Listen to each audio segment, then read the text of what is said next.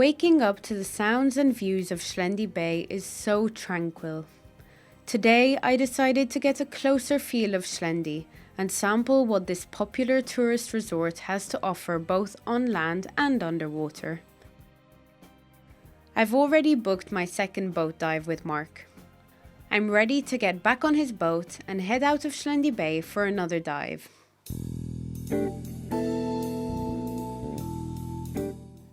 Reaching dive sites from a boat is so much more easier, relaxing and less tiring. This time, Mark is taking me and a few other divers to dive on a reef very close to Schlendi Bay. Zurzip Reef is on the west coast of Gozo. It's accessible only by boat and it is quite remote, unless you are based in Schlendi. After quickly explaining the highlights of this dive, Mark offers to give me a private underwater tour. This is one of our favorite dive sites. It's become our house reef because it is very close to where we are, and there are not many other people that dive there. Because of this, it is more unspoiled. Zurzip Reef looks to me like a smaller version of San Dimitri Point dive.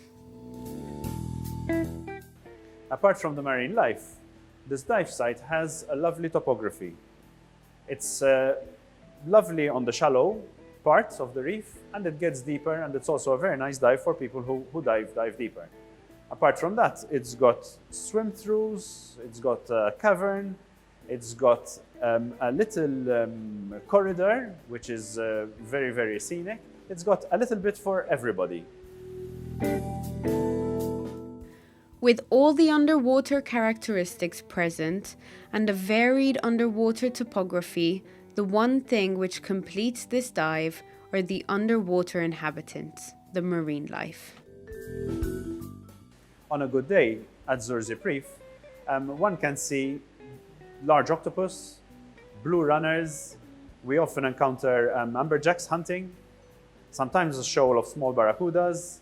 On the walls, it's a very good place to see nudibranchs and also slipper lobsters, different size slipper lobsters, smaller ones and bigger ones. Because of this combination of colorful fish and the seascape, the topography, the pass-throughs, etc., this is a haven for underwater photography. This is a photographer's paradise. With Mark's keen eyes, always on the lookout for the marine life in places where he knows we can film these animals, I'm certainly having a great time. All I have to do is follow Mark. Even a small grouper stopped to greet us. They seem to know we are friends and not foe. It can also be done as a deeper dive in the morning, but because there's so much to see in shallow water, it makes for an excellent second dive. After a relaxing shallow dive on the house reef, and with a lot of extra time in hand, it was time to get a closer look at Schlendi itself.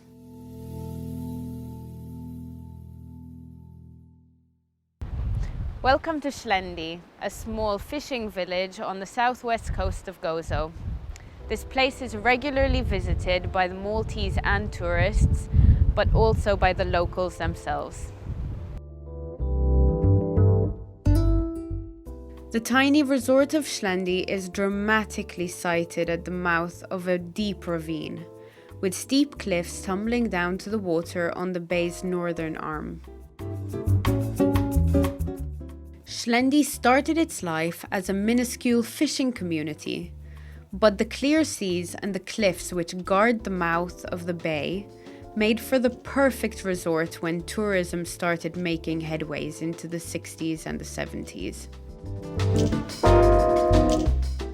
Today, the fishing community is restricted to a small corner of the waterfront, with a collection of colourful boats nestling in the shadows of a statue of St. Andrew, the fishermen's patron saint.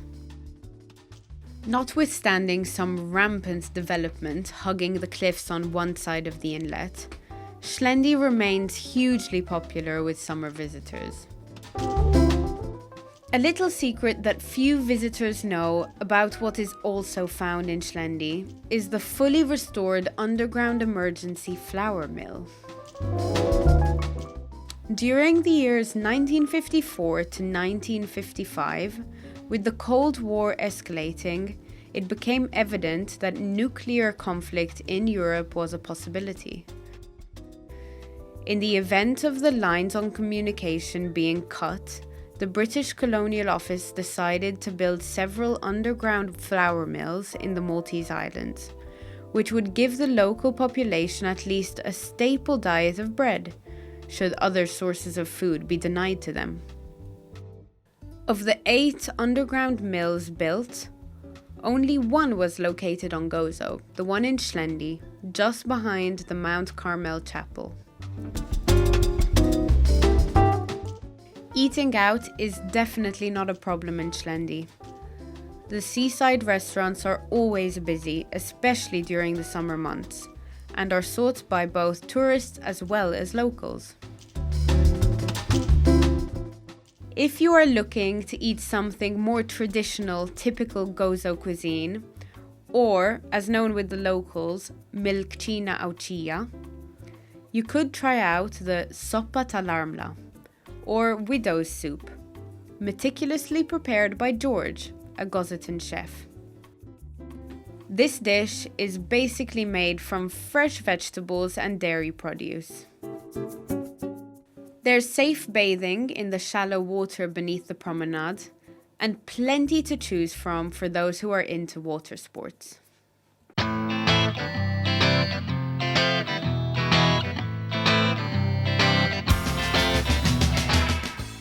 Nowadays, Shlendi Water Sports is a family-run business. Quality, genuinity, and good service is their motto. With a nice selection of activities to choose from, such as hiring out a self-driven boat, would give you and your family the perfect freedom to go anywhere you like. One can drive out to inspect the majestic cliffs with numerous caves curved into the cliff face at sea level. Admire the historical watchtowers or simply drive up to Dweira's Fungus Rock for a relaxing swim away from the crowds. If social distancing is what you are after, this is guaranteed. Kayaking is also popular for those with a smaller budget and also looking for some exercise. On the other extreme, jet skis are for the more adventurous. After proceeding slowly outside the mouth of Shlendi Bay, the skills of handling jet skis come into play with all sorts of maneuvers that one can do as long as safety precautions are observed.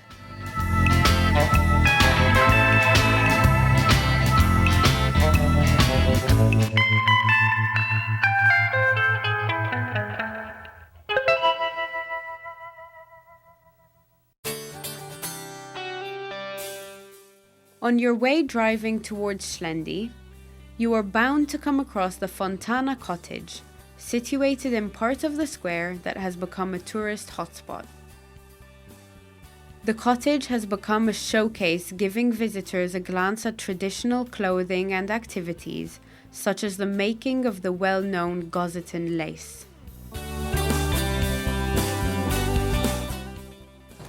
This is the Gozo lace. It's worked with the bobbins. We use the linen, cotton and silk thread. And a piece like this will take us about 2 weeks to be done.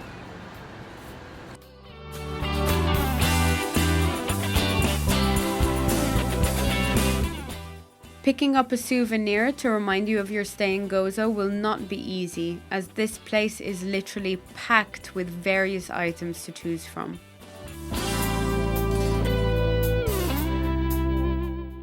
You can also observe the common traditional attire worn by women a century or so ago.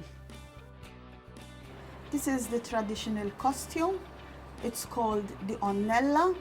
It used to be worn by married women. And here, especially in Gozo, They used to use it still after the Second World War, which is the late 60s and very early 70s.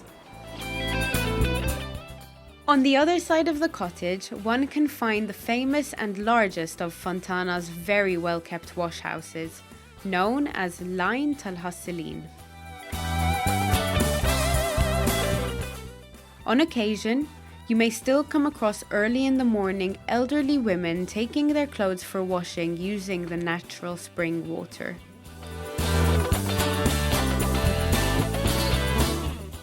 For those who have watched the 2015 romantic drama film By the Sea, written and directed by Angelina Jolie with Brad Pitt depicting their honeymoon in Gozo, you may be interested to visit the location where most of this film was shot. Imjarashini might seem like the ideal place to spend a honeymoon, but it's also the perfect place to shoot a movie. Imjarashini Tower is the largest of the coastal watchtowers that the Knights of Malta erected on the island of Gozo.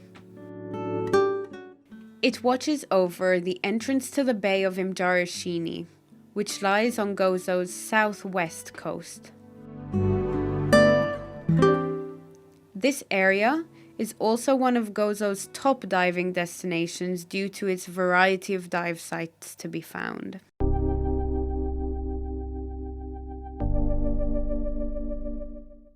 I will head back to meet Mark at his dive center to get more information which might be useful to me for when I plan my next diving holiday in Gozo.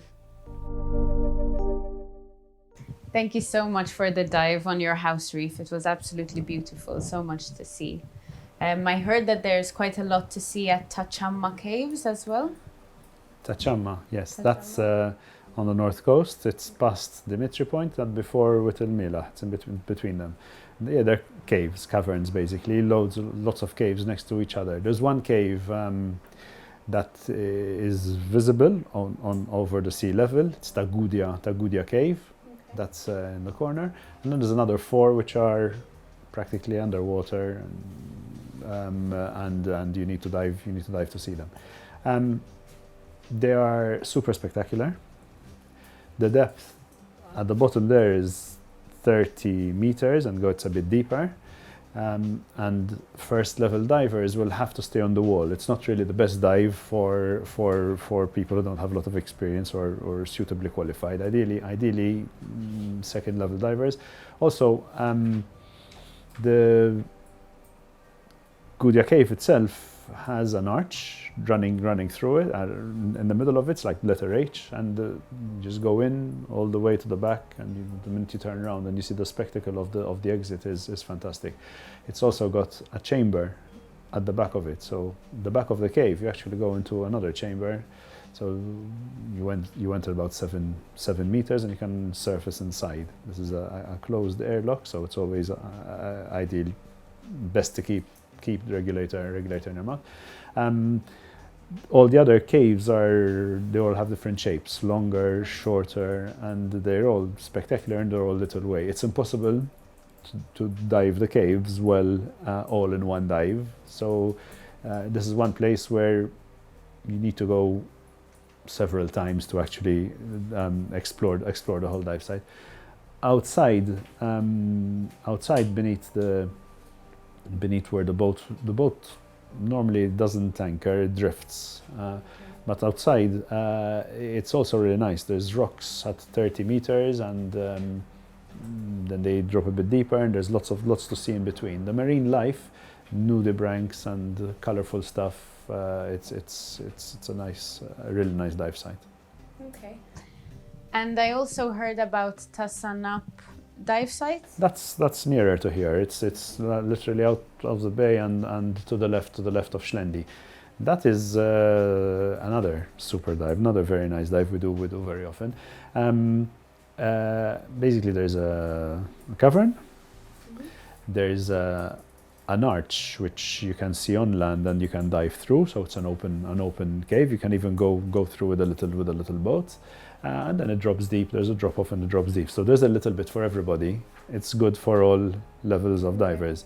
You can stay at 18, 20 meters and still have a very good dive. And people who want to go a bit deeper can go deeper and still have a nice dive. Here inside the arch, the colors are just spectacular. The orange, the brown, the black, you know, the anemones and corallites, lots of sponges. It's really fantastic.